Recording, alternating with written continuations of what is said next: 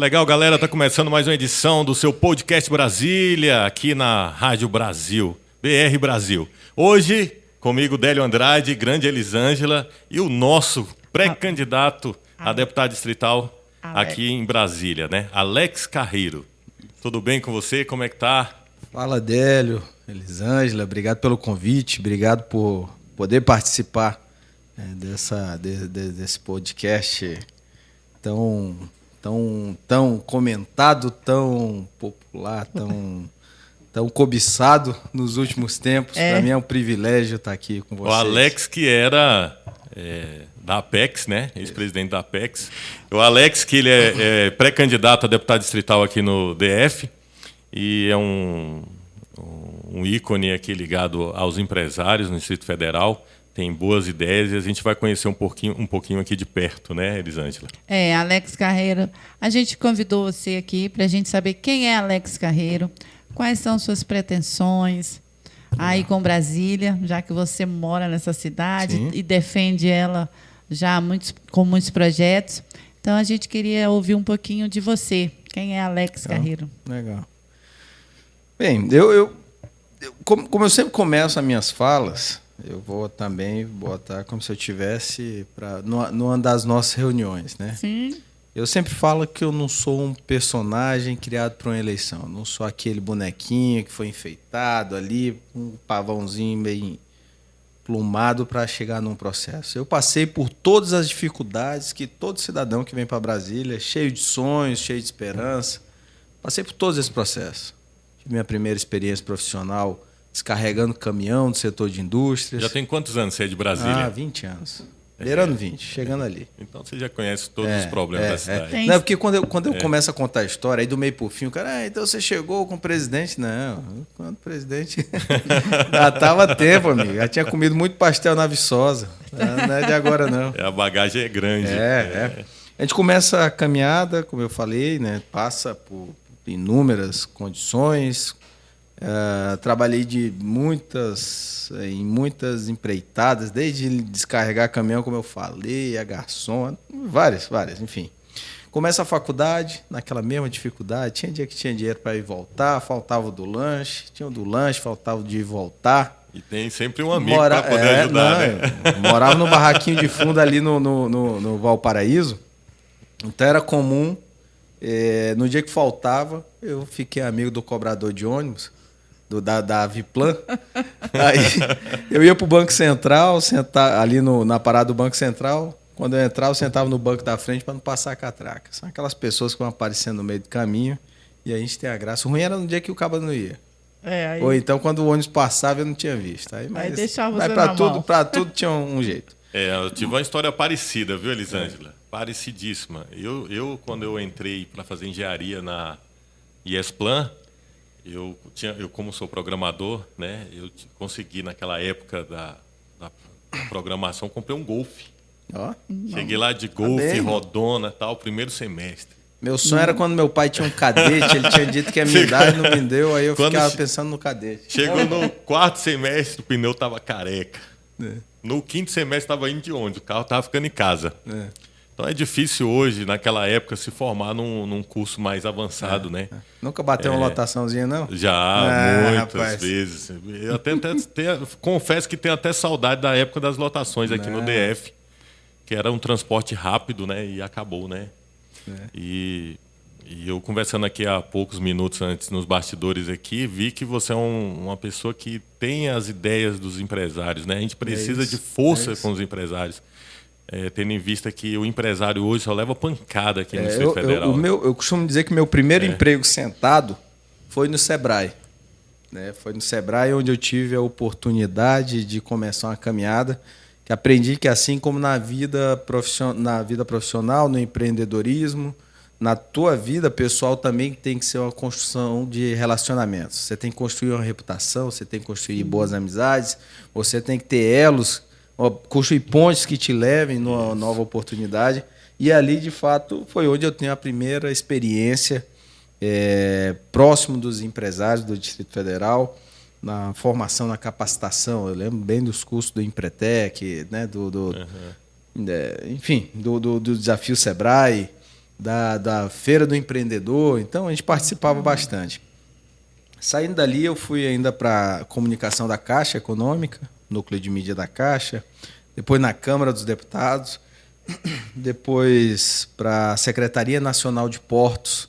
A gente pôde colaborar bastante ali, vocês vão lembrar, no governo Dilma, 2013, teve uma greve no Porto de Santos, Sim. que dava uma fila quilométrica de caminhões, os navios lá em alto mar sem poder atracar, e foi um negócio terrível. E naquele período foi criada a Conaportos, Comissão Nacional das Autoridades nos Portos, e eu fui para a Secretaria de Portos para ser secretário executivo dessa comissão. E dali veio o processo de modernização, né, que o Brasil viveu no setor portuário, principalmente. E eu participei, estava perto ali. Enfim, inúmeras situações que favoreceram tanto a exportação quanto a importação no Brasil. Ajudou nossa balança comercial. Ajudou a balança, né? comercial. Vê que depois dessa grande greve, nunca mais houve uma situação como aquela. Foi criado, inclusive, um sistema de carga inteligente, onde você já saía, a transportadora já tinha dia e hora para chegar. Se não chegasse, ou se chegasse antecipado na porta do porto, a ANTAQ ia lá e a ANTAQ ia lá e multava. Mas foi uma fase interessante. 2016, ainda na eleição para prefeito, um amigo meu muito próximo, no Rio de Janeiro, me liga e fala assim, ó, tem um camarada aqui que está me chamando para ser candidato a vice-prefeito. Era uma pessoa pouco conhecida na época, ou pelo menos só mais para os cariocas, era o hoje senador Flávio Bolsonaro. Nossa. O Flávio foi candidato a prefeito, perdeu, saiu em 4º lugar, mas já no final da eleição deles, percebeu-se um movimento de ruptura com aquilo que já estava. Com todos os escândalos que o Rio de Janeiro se acostumou a viver, ou infelizmente tem vivido nesse período todo, era reflexo do que o Brasil vivia. Então, aquele movimento que começava resultaria na eleição do presidente Jair Bolsonaro. Ainda naquele tempo, o presidente já havia rompido com o pastor Everaldo, do PSC, presidente do PSC, que depois foi preso na Lava Jato. Isso. E nós saímos à procura de um partido que desse cobertura para possível eleição ou candidatura do deputado Jair Bolsonaro. Procuramos PEN, PROS e PSDC na época. O PEN foi quem abriu as portas e nós fomos, e ali do PEN nós criamos o Patriota. Eu participei dessa construção. Dali, nós ainda tivemos a eleição ali. Eu fui o primeiro presidente do Patriota no Distrito Federal. A deputada Bia Kicis, hoje deputada federal, foi minha vice. Outras figuras que também estão prestes a se candidatar em 2022 estiveram comigo. E na última eleição teve um coronel? General Paulo Chagas. Foi bem votado. Houve um desenho, inclusive, que eu seria o vice do Paulo Chagas naquela situação. O presidente Jair Bolsonaro, na época, inclusive, alinhou e falou, não, é o Alex. Só que o PSL, quando eu me mantive no PSL, ele não alinhou. Foi para o atual governador e aí, natural, coisa de partido. Estava presidente do Patriota, quando o presidente foi para o PSL, eu fui a primeira unidade da federação a entregar a carta de renúncia. Acompanhei ele. Depois de mim foi o Marcelo Álvaro, ex-ministro do Turismo, hoje deputado federal por Minas Gerais. Entregamos, fomos lá para o PSL. No DF houve essa ruptura, que ainda foram para o PRP, mas resolvido, eleitos. Bia foi eleita, General Paulo Chagas foi muito bem votado também. Muito bem votado. E aí fizemos a eleição, fui para o governo de transição. No governo de transição, eu fui indicado presidente da Apex, da Agência de Promoção, Exportação e Atração de Investimentos. Na Apex, das muitas ações que a gente teve, nenhum ato foi revisto depois da nossa saída. Um que eu sempre gosto de destacar e me orgulho, não apenas por uma questão ideológica, não é uma questão ideológica pura e simples, mas muito pelo que reflete para o brasileiro. Eu sou o primeiro órgão a encerrar atividades com Cuba. Eu pego todos os relatórios de atividades da Apex no mundo e encontro em Cuba o que não trouxe qualquer resultado, o que não trouxe qualquer favorecimento econômico para o Brasil, muito pelo contrário, levava, porque era dali onde existiam as negociações que tiravam o dinheiro do Brasil para investir em Cuba.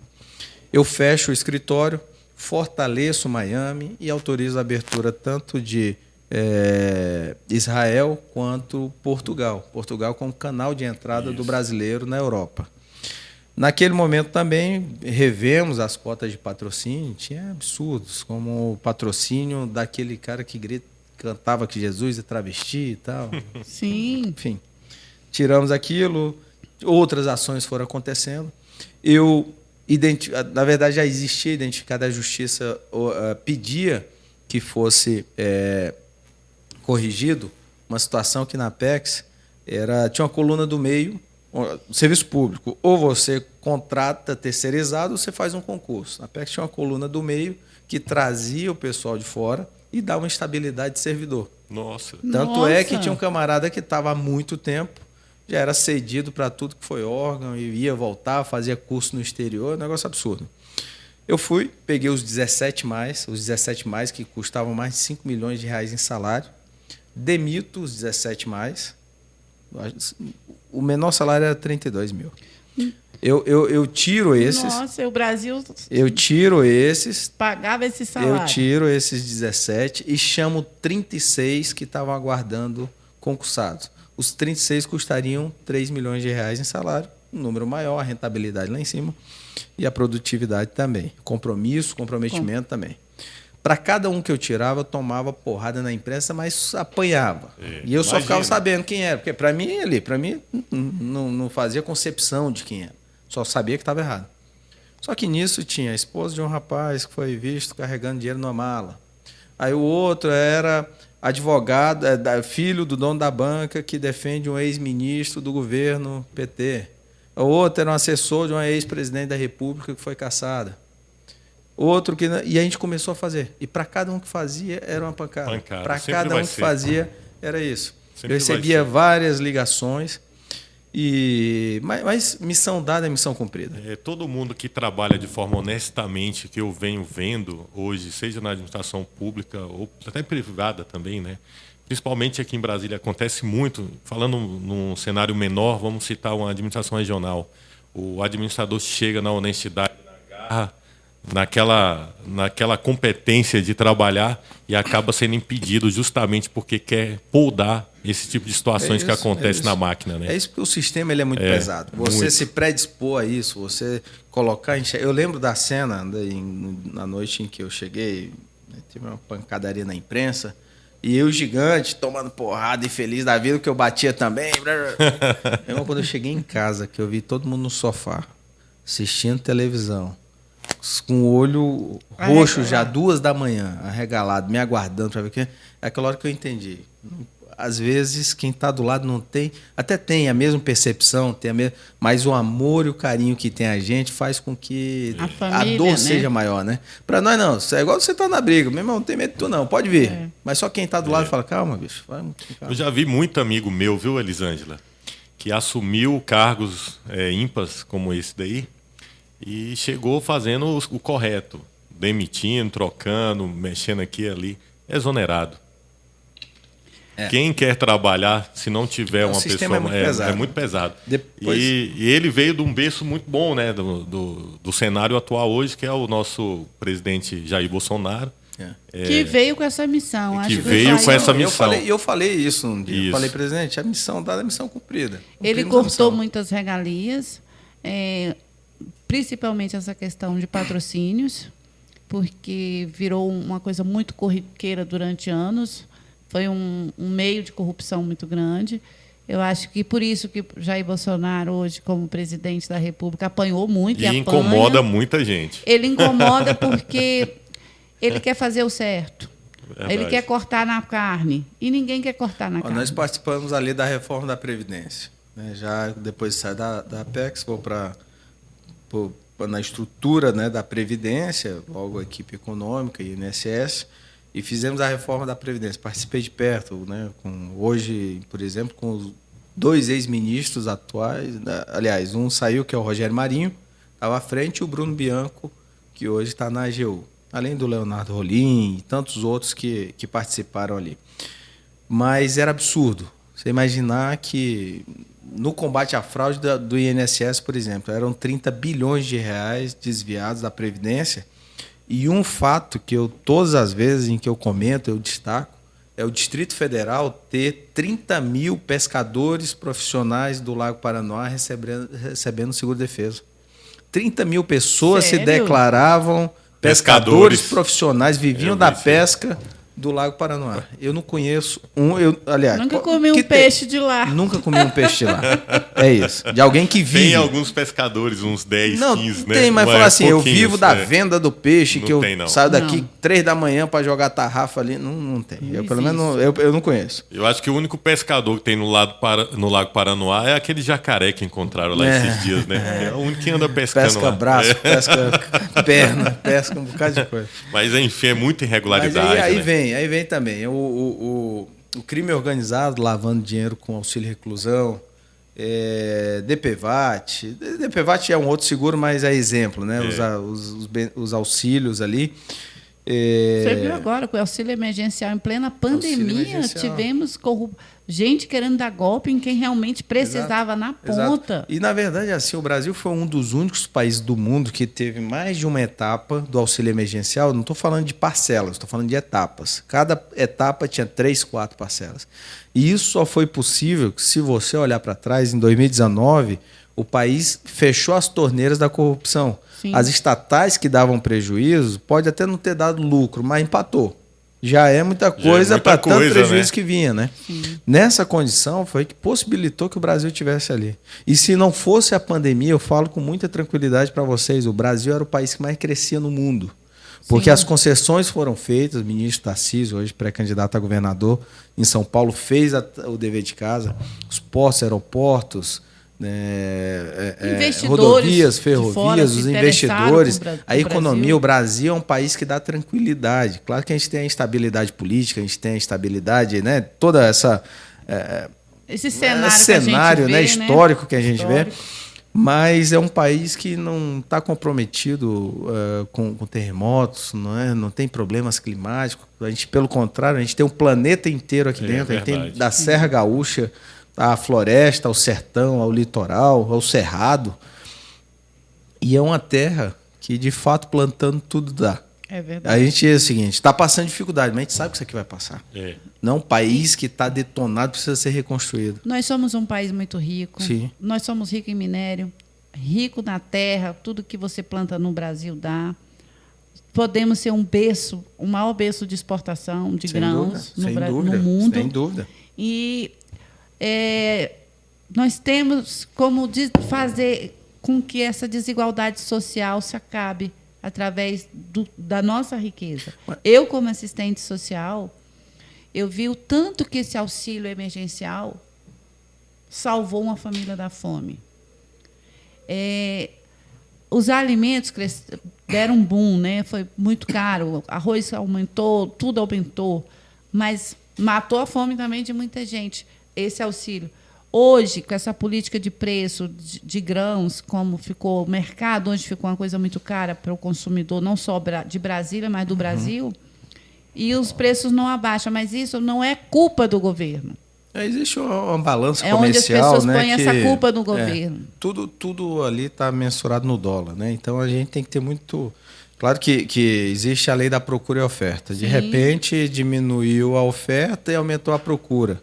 Né? A procura pelas cestas básicas, por tudo aquilo aí é aquela coisa do comércio. Né? Então, você falou agora há pouco sobre a situação das oportunidades, né? Do social. Sim. Acho que a melhor saída para tudo isso é sempre a oportunidade, é o conhecimento, porque o auxílio emergencial foi muito importante, sem dúvida nenhuma, salvou vidas, manteve vidas. Manteve vidas. Tem gente que ainda está ali Teve gente que fez bobagem? Fez. Infelizmente. Não, teve muito empreendedor que pegou esse dinheiro e conseguiu sobressair, além de si, né?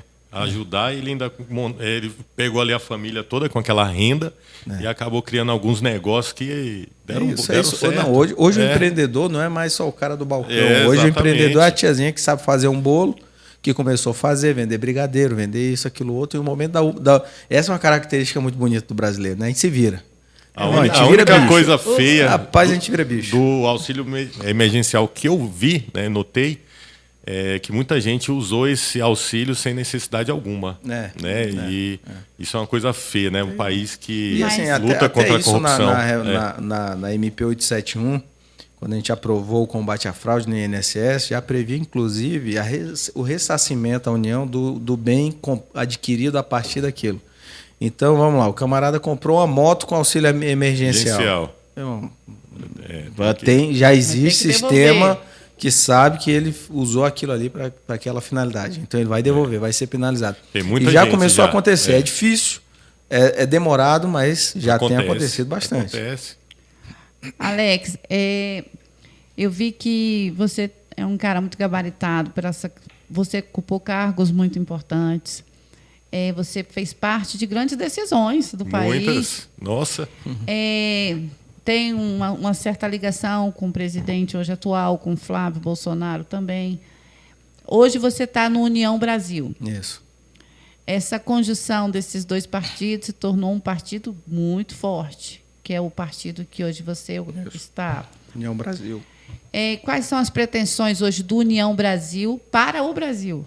União Brasil é a fusão de dois momentos históricos. O DEM, que é um partido que vem desde do fim do regime de governo militar.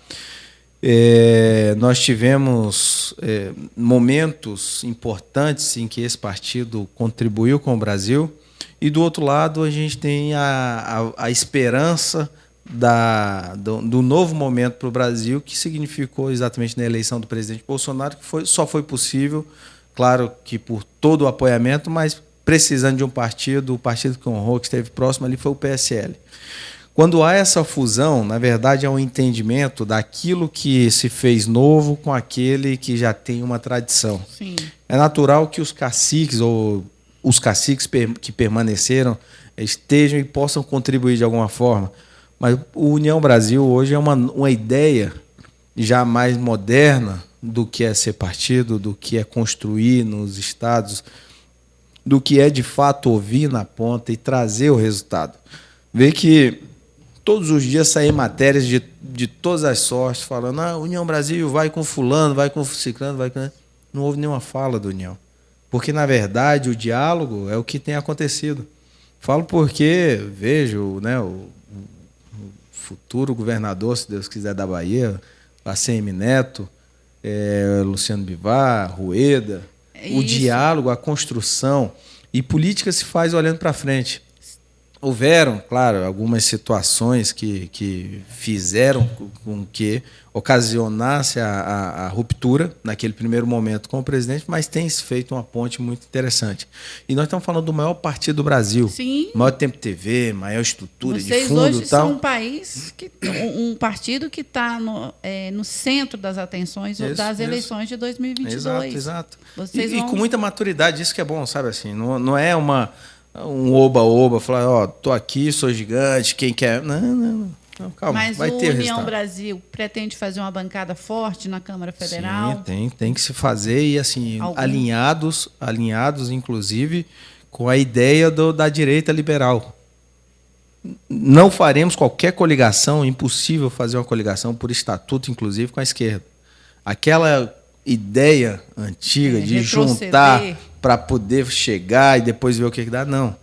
É o daqui para frente, porque, de fato, aquilo que a gente falava fora do ar há pouco, a visão agora tem que ser voltada para o empresário.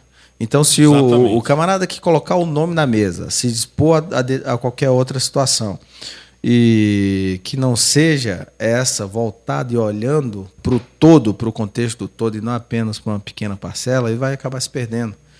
Todas as representações ou representatividades são importantes, mas aquela que melhor atende, ao meu ponto de vista, o que a gente está vivendo é essa, sabe? Uma pegada mais liberal, uma pegada mais leve, sabe? E assim, meu irmão, se quer fazer, faz, vai lá. E não aquele estado paternalista, onde bota o pé na cabeça e fala assim, fica tranquilo, passa fome que eu te dou um auxílio. Um auxílio. Sabe, o auxílio... Tem gente que gosta disso. Não, mas eu sou assistente social e não defendo essa política. Eu também não, nunca defendi. De assistencialismo demais deixa o brasileiro preguiçoso. A gente tem que ter uma porta de saída. Temos que ter uma porta.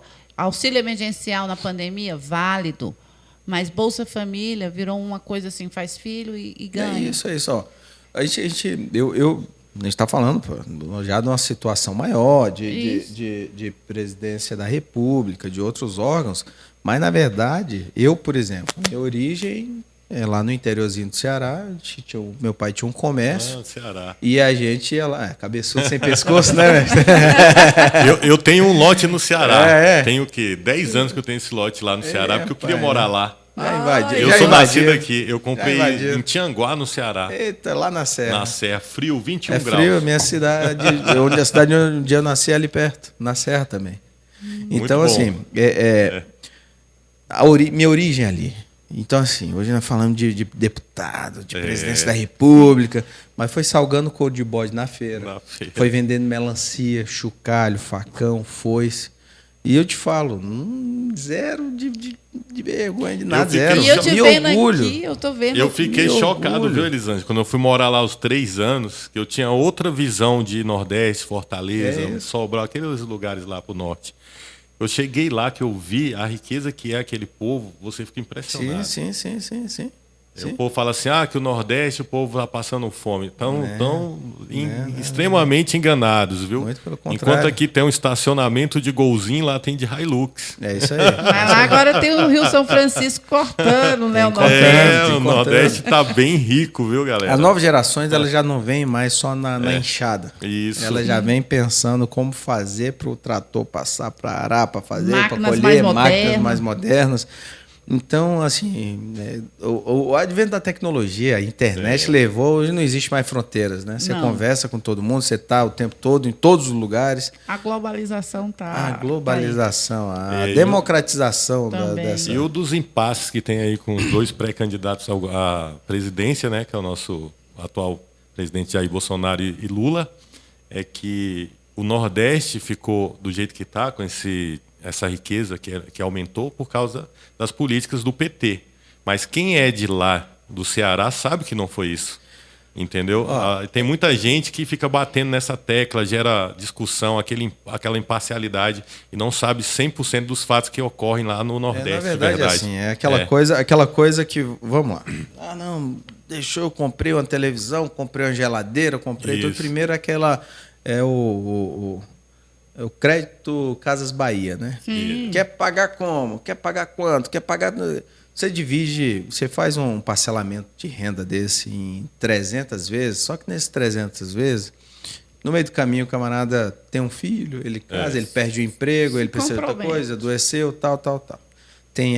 Houve um endividamento muito grande da população. E o Brasil estava num momento que, apesar de acho que a primeira palavra que a gente aprende a falar quando está crescendo é crise, né? Crise. Porque a gente está sempre em crise. Mas, assim, o país vivia um momento interessante. Tinha suas reservas, tinha sua conta, a caixa d'água estava cheia. Exatamente. E aí chega lá e fala assim, vamos aqui, vamos distribuir isso aqui, abre a torneira. Eu lembro de um tempo que, para comprar carro, a última coisa que você precisava era ter dinheiro. Mas estava lá. Eu lembro na faculdade teve uma amiga, Cecília, uma vez contando que comprou um carro pelo telefone. O cara ligou oferecendo, dá o CPF, no final das contas o cara só chegou para assinar, o carro já estava lá. Então, águas claras, né? No boom imobiliário, foi um negócio absurdo. Só que quando você começa a abrir as torneiras dessa caixa d'água e não se preocupe em encher novamente, uma hora vai secar. E quando seca, meu amigo, aí... Vira... É geral. É geral. E já está tendo esse reflexo na economia hoje. E o reflexo vai para as famílias mais vulneráveis. Sim. Porque o médio ele ainda vai ali tentando... E a falsa sensação de bem-estar, né? A gente estava numa bolha, quando a bolha estourou, aconteceu. Normal. Então, é muito mais uma questão cultural, a partir de agora. Não é só pensar o que o outro vai fazer de melhor para a gente, é o que de fato está pensando para as próximas décadas. Nós precisamos ter resultado. Essa meninada que nós... Estou falando de 20 anos. Eu lembro exatamente do dia que cheguei, a hora que cheguei.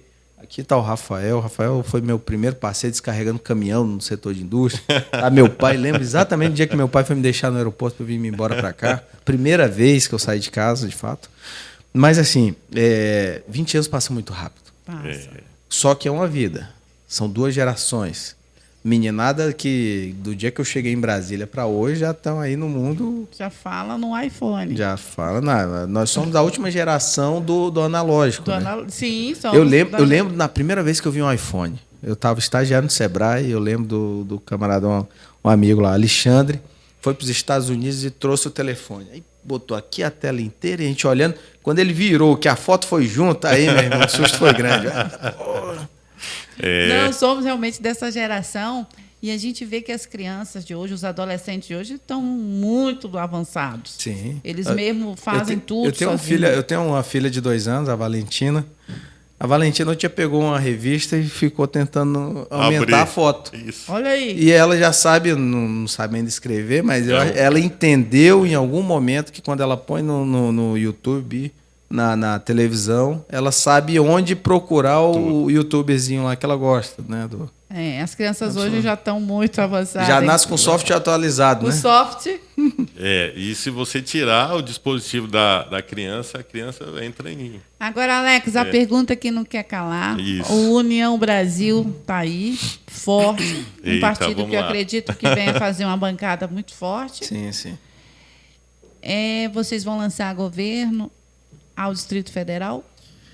Nós temos um nome muito forte, um nome de um político que sempre se destacou pela sua integridade, pela sua decência, pela sua coerência, que é o pré-candidato ao governo do Distrito Federal pela União, mas também será candidato ao que quiser, mas nessa condição a governo, que é o senador Regufe.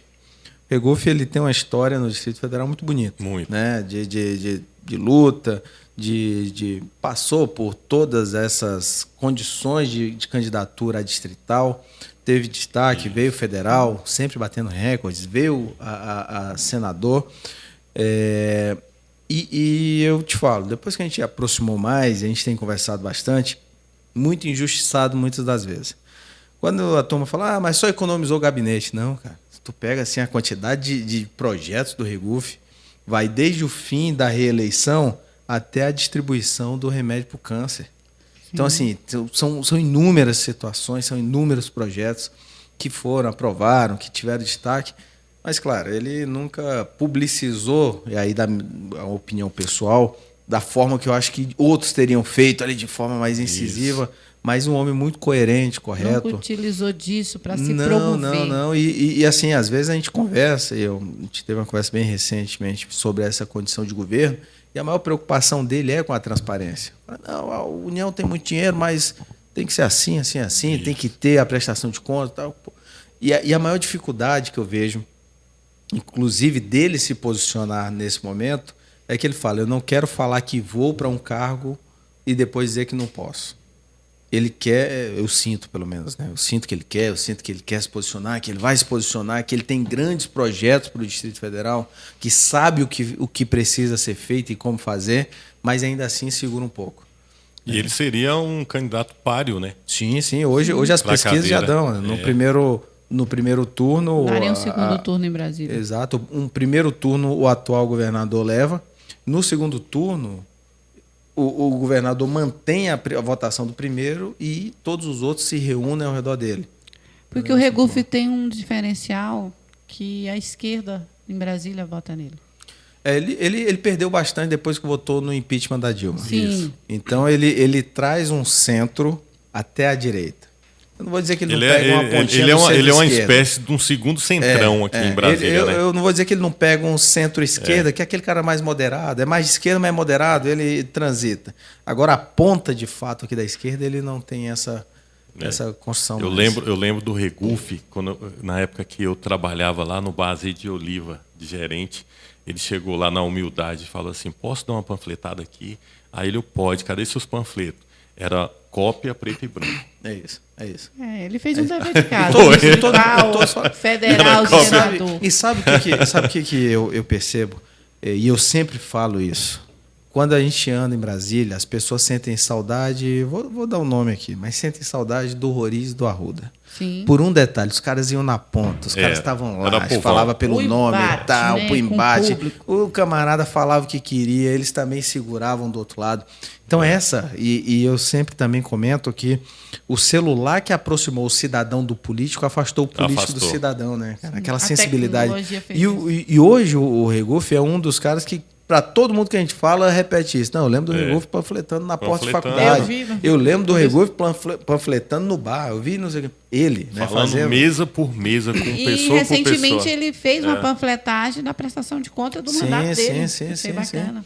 Então, assim, é um nome que eu acredito fará diferença. Eu acho que se ele sair, ele tem a geração anos 80 todinha com ele. E aí, assim, vai dele agora, né?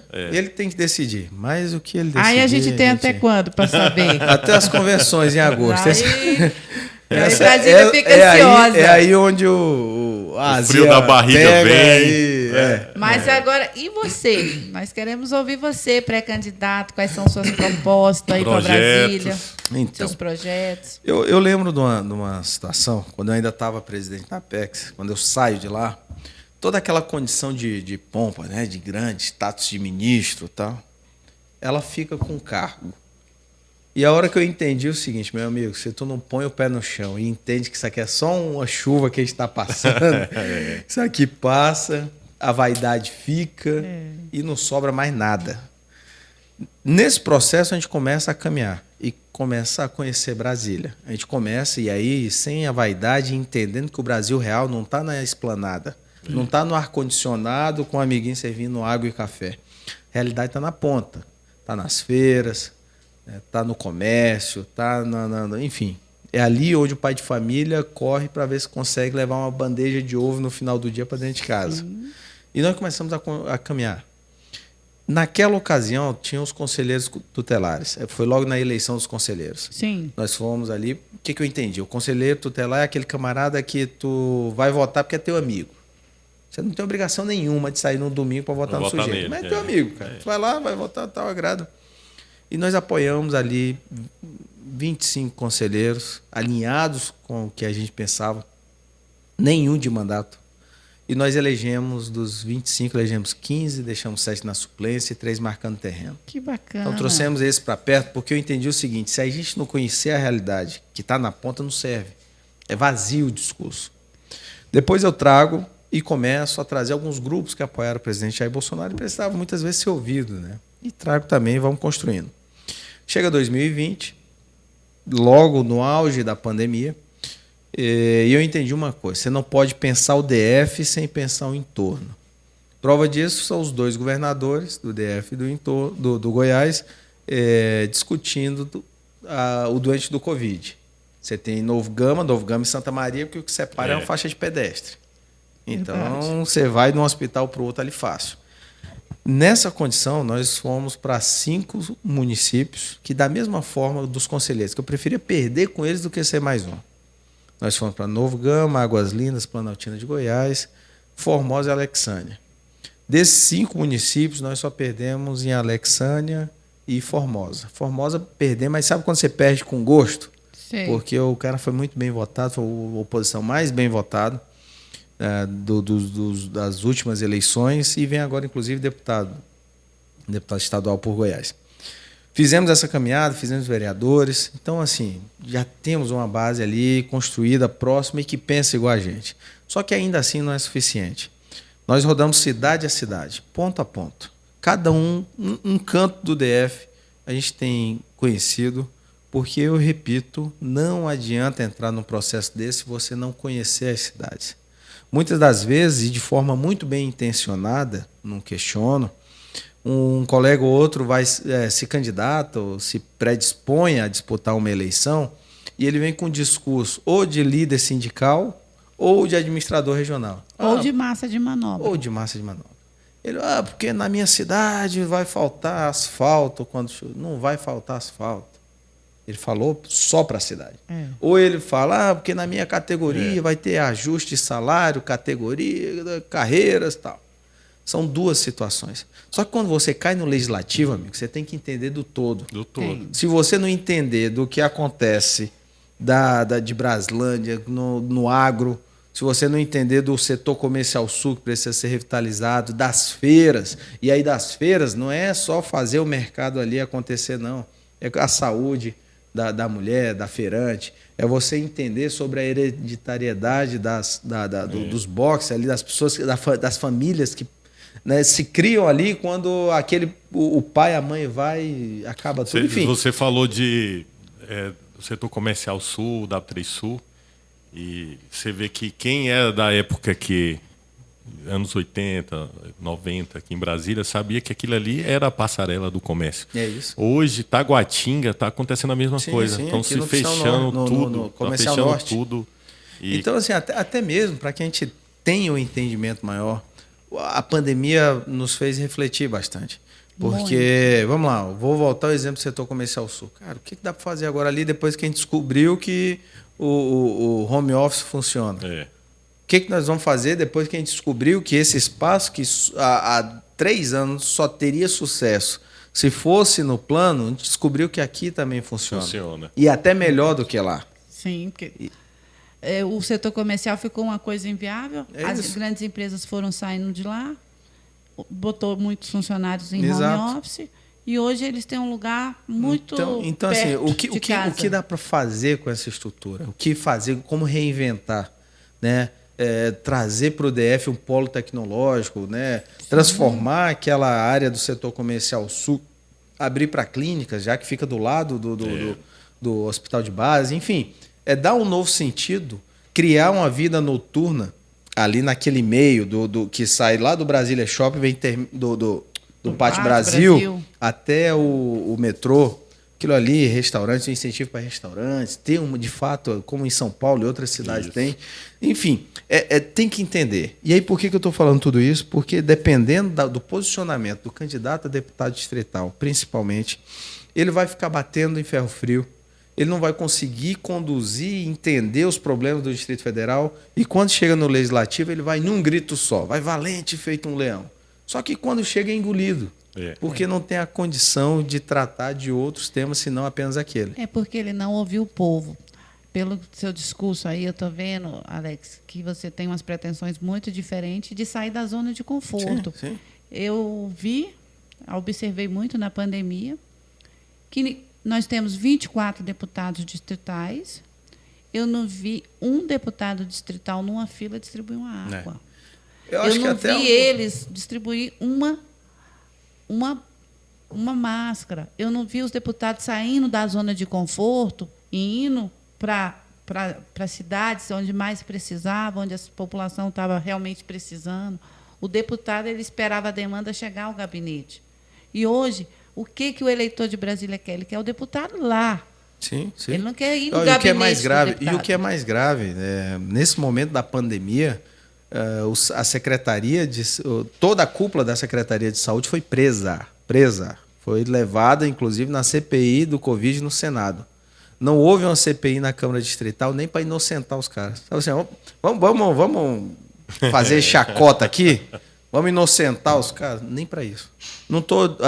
Houveram as assinaturas favoráveis, né? Não se questiona, não foi a unanimidade, mas de fato a Câmara Distrital, pela sua maioria, não pela sua totalidade, pela sua maioria, votou favorável pela não abertura de uma CPI do Covid, onde ficou comprovado e que toda a cúpula foi presa. Então, um negócio muito distante, sabe? Isso preocupa. É o que eu estou falando. Se o camarada não tiver a noção do todo, ele vai fazer politicagem. Ele vai fazer uma politicagem porque... tira a assinatura que eu abro uma UPA lá na tua cidade. Ele pensou na política. O atendimento, evidência, é bom, é necessário, tem que se fazer sim. O UPA tem que dar o suporte à saúde, mas o todo não foi respeitado. E é essa a preocupação, sabe? Tem que se fazer, tem que brigar. O deputado distrital ele tem essa autonomia, ele tem essa condição. Só que quando vem fechado demais, e aí é aquela história, o povo quer o novo. Tá, quer o novo, mas agora um novo com experiência. É o camarada que saiba sentar e pega o texto aqui na sua sua integridade, o texto integral, todo o texto aqui. Na sua totalidade. Totalidade, essa é a palavra que não veio. Na sua totalidade, vai entender. Até aqui eu posso abrir mão, até aqui não, até aqui não, até porque você precisa dos Alex, votos. Hoje o deputado distrital, ele vive muito numa zona de conforto. Sim. Ele é eleito, ele tem os assessores, mas eu quero saber de você, o que o seu eleitor pode esperar do Alex? O Alex que vai na ponta, o Alex que vai ali, pega na mão de um feirante, ele não só vai lá de 4 em 4 anos, ele vai passar lá para ouvir, porque a população ela quer ser ouvida. Exato, exato. Na verdade, assim, nós, como eu já tenho falado, nós não começamos hoje a caminhada. Nós já estamos caminhando desde 2019, indo em cada uma das cidades. Como eu falei no início da conversa, eu não sou um personagem criado para uma pré-campanha, falar meia dúzia de palavrinha bonita e daqui a pouco esquecer. O que eu sempre comento é que nós estamos enxergando agora os próximos 20 anos. Se você olha 20 anos para trás, você tinha um Rori, você tinha um Arruda, você tinha Frejá, você tinha tantas outras figuras, né? O ex-senador Cristóvão, né? Que ainda não definiu se vem ou se não vem. Mas nesse desenho todo você tinha algumas representações. Você tinha pessoas que você olhava e falava assim, não, nessa eu vou com esse, não, nessa eu vou com outro. Se você olha para frente, os próximos 20 você já não identifica. O buraco está aberto, o espaço está aberto. Então hoje, qualquer um que entrar para a Câmara Distrital, se não tiver a noção da necessidade, da continuidade, vai se perder. E isso é muito ruim. O meu posicionamento é que eu estou vendo esse espaço. Nós vamos chegar lá. Eu não tenho dúvida nenhuma que nós vamos chegar a ocupar esse espaço. Só que chegar vazio não serve.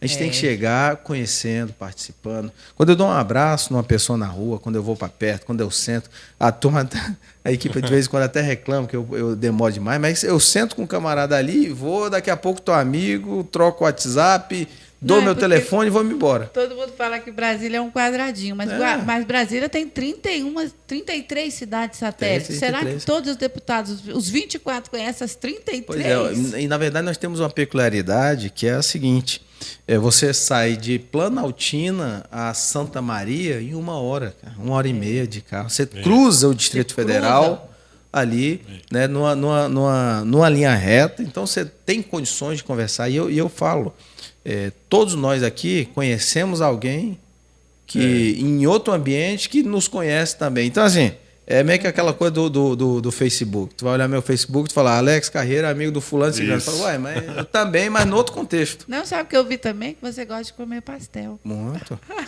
Então você vai comer muito pastelzinho, Bora. você vai visitar muita cidade, muita feira. E eu gosto de comprar de muito, porque lá em casa, quando sobra, eu... Essa essência que está faltando hoje, que eu isso. vejo no político, aquela essência de sentar, conversar com o empresário, sentar numa feira, sentar com o comerciante. Sabe, eu vou te falar, eu acho que, claro que vem de berço, né? Vem de berço, vem de tudo que a gente aprendeu desde o primeiro passo de vida. Mas também as pancadas que a vida traz é que vai preparar, sabe? Quando eu te falei que, tomei porrada, e muitas vezes porradas injustas. A gente fazia, era aplaudido um dia, daqui a pouco a mesma mão que aplaudia, batia, normal. E te falo, hoje não dói de jeito nenhum, nada. Mas, assim, isso vai ensinando pra gente que isso passa. Passa, cara, passa. E, assim, a minha preocupação é o seguinte, quando tudo isso passar, eu vou poder voltar aqui e sentar com vocês para falar de futebol. Eu vou poder voltar aqui, eu vou ter essa condição. Falar do seu mandato. E outra, falar do mandato. Se eu estou falando de 20 anos para frente, eu não posso hoje chegar aqui e falar meia dúzia de palavras e daqui a 4 anos bater de novo, vocês podem me dar um espaço aí? Tu vai falar, Alex, cadê tu, cara? Mas a BR Brasil vai querer também acompanhar a sua campanha. Por favor. Viu? Nós vamos estar aqui pronto, nós vamos estar na pré-campanha abertos agora para acompanhar na sua pré-campanha aí todos os passos de Alex Carreiro. Candidato a distrital pela União Brasil. Levantando a bandeira do empresário. É isso. Sabe? Esses são os seus segmentos? Sim. Como assim, a gente está saindo do momento de pandemia. Isso. Com toda a dificuldade da vida, o sistema de saúde segurou a onda. Então, a gente tem que valorizar o sistema de saúde. Então, Brasília está vacinada. Temos que valorizar aqui. Mas, mantendo o cidadão vivo, nós temos que garantir a manutenção da vida, a sobrevivência. Sim. E a sobrevivência vem pelo trabalho, pelo emprego. O político que chegar e falar, eu vou te dar emprego no meu mandato, mentira. Governo não gera emprego. Quando gera é pouco e caro. O que gera emprego de verdade é o empresário. É o camarada que está lá no rala, sofrendo, passando agonia. O Estado tem que tirar o peso de cima, tem que tirar o pé de cima do empresário. E dessa forma, vem ouvindo, se volto a repetir, se a gente perder a sensibilidade do que está na ponta, a gente se perde. A gente acaba não tendo mais a condição de caminhada. Nós estamos falando da Vicente Pires, que tem uma cidade mais jovem, que está se estruturando, mas que já tem um comércio muito pujante. Né? Nós estamos falando do Arniqueira. Da Arniqueira, nós estamos falando. Águas Claras. Nós estamos falando do Itapuã, o Itapuã que está daquela forma, o Sol Nascente, pôr do sol, que está ainda rasgando rua ali, está começando. E todos esses lugares citados aí, Elisângela, eles passam por uma dificuldade no licenciamento de atividade econômica, porque não tem uma norma ainda urbanística definida para o setor. Então, você não pode abrir a empresa, você não pode regularizar o espaço público que está na frente da sua empresa. É cheio de burocracia. 26 de setembro está vindo para isso aí. Tá dessa forma. É aquela coisa, dá para tirar esse povo todo lá dentro? Não dá mais. Aí tem que buscar uma solução do daqui para frente. Então, são condições. Eu até falando um pouco dessa condição. Hoje é que dia? Hoje é 28? 29. Acho que antes de ontem teve uma reunião para a gente lá no Gama. E quem organizou essa reunião foi um amigo advogado que é lá da Ponte Alta, que já sofreu bastante com isso, o Edinardo. Isso gera corrupção dentro da administração, porque, pelo que eu li da norma, você pode até dar um licenciamento a nível precário com laudo técnico, para aquela pessoa que quer desenvolver aquela atividade econômica naquele local, que não é regulamentada, porque ainda não teve a norma. No governo Hollenberg foi criada a LUOS para poder tentar amenizar isso, mas não amenizou. Então o cara já abriu, já tem funcionário, está trabalhando, precisa dar licença, senão a GFI chega lá e fecha. O que acontece? Ele fica louco, cai na corrupção. Aí vai em cima da administração, dos deputados, enfim. E assim, mas conta aí da sua reunião no Gama. Não, mas aí ele falando, né, que da dificuldade que é, e contando alguns casos a casa já estava pronta, já estava ali já para usar remate. Sem falar da obra. O tratorzão chegou, amigão, derrubou. E aí eu fui questionar para ele, mas por que isso acontece? Aí quando ele me falou, Alex, a lei diz que o oficial de justiça, o Estado, poderá notificar. Poderá não quer dizer que vai.